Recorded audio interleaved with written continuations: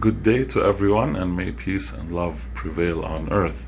Today I'm making another very famous Italian sauce, the Bolognese from Bologna, Italy, except I'm doing a vegetarian version using three types of mushrooms here. We have portobello, brown and white, chopped very fine. The base of the sauce is one large finely chopped white onion, two celery stalks, large ones, peeled from the strands and then chopped very fine. Two large carrots, also finely chopped or shredded.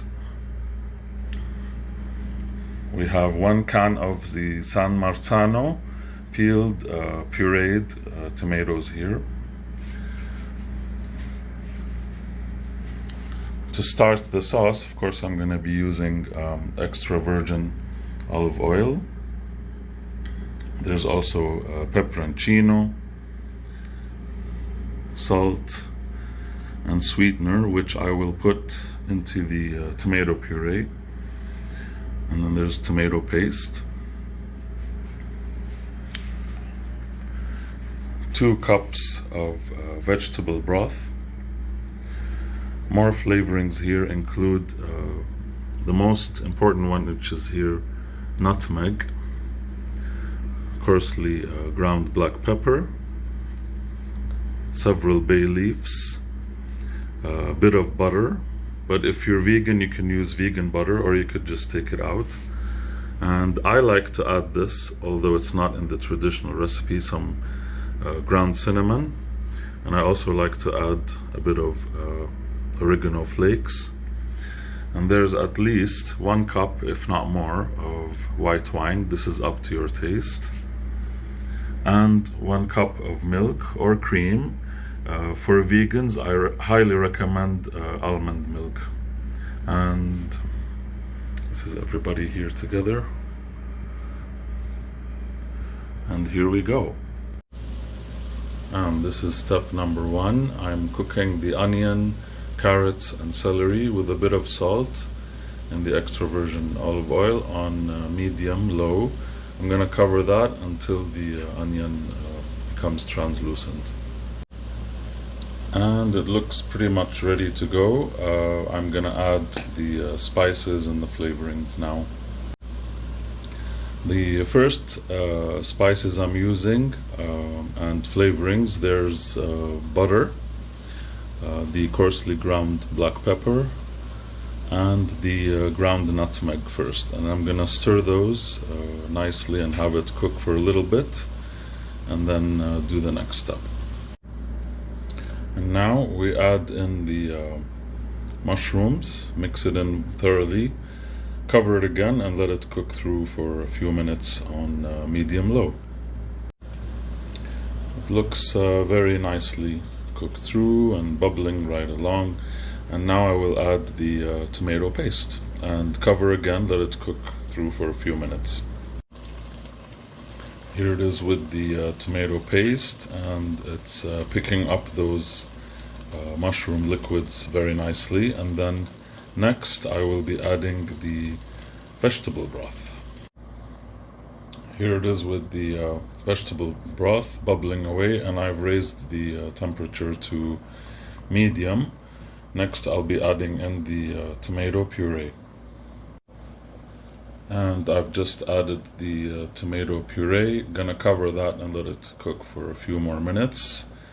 And then I'll add the milk, the wine, and the last flavorings and spices and herbs. Now that the tomato has pretty much cooked through, I've lowered the temperature all the way down to the lowest setting, on literally low, and I've introduced the milk, and I'm gonna stir that in, let that cook for a little bit, and then add the wine. You can see how after adding the milk it has a more creamy color, and at this point also it would be good to add a little bit of the cinnamon. Don't add too much, maybe like a half a teaspoon, because a little of that goes a long way. I've just stirred in the white wine, and I've actually increased the amount because I prefer 2 cups instead of 1 cup, but it's up to you. And I've also sprinkled the dried oregano flakes and halved the bay leaves, and I have about 8 pieces now.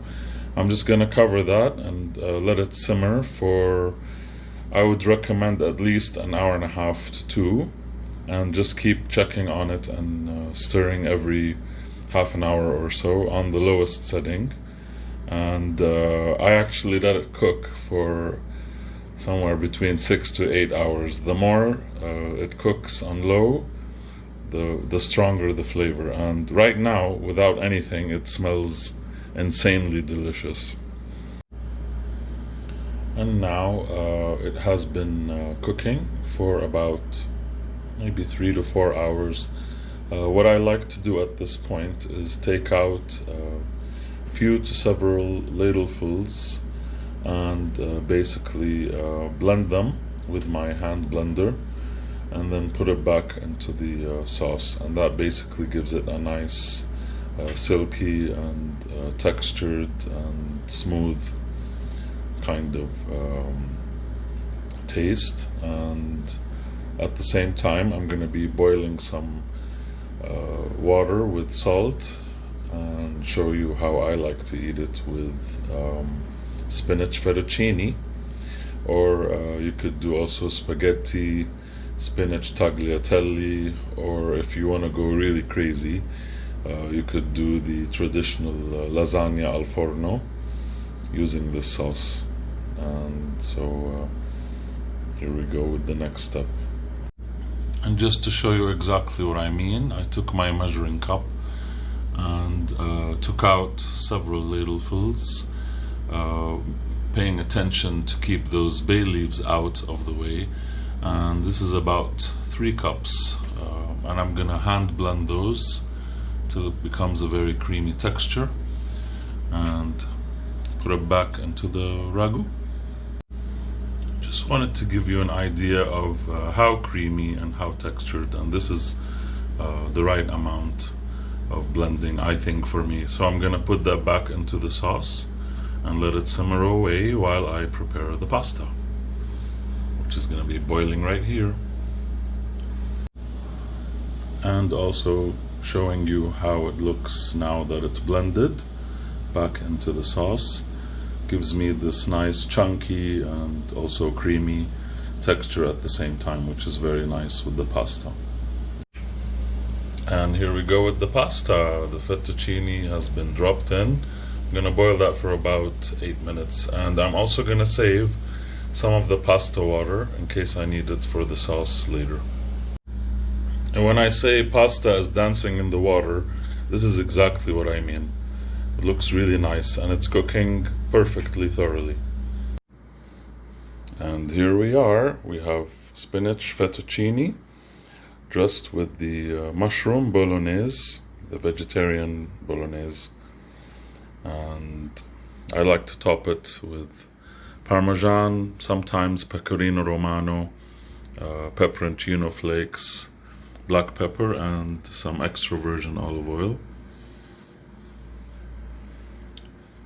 Looks and smells and probably tastes sensational, as it usually does. Enjoy this and have a wonderful day.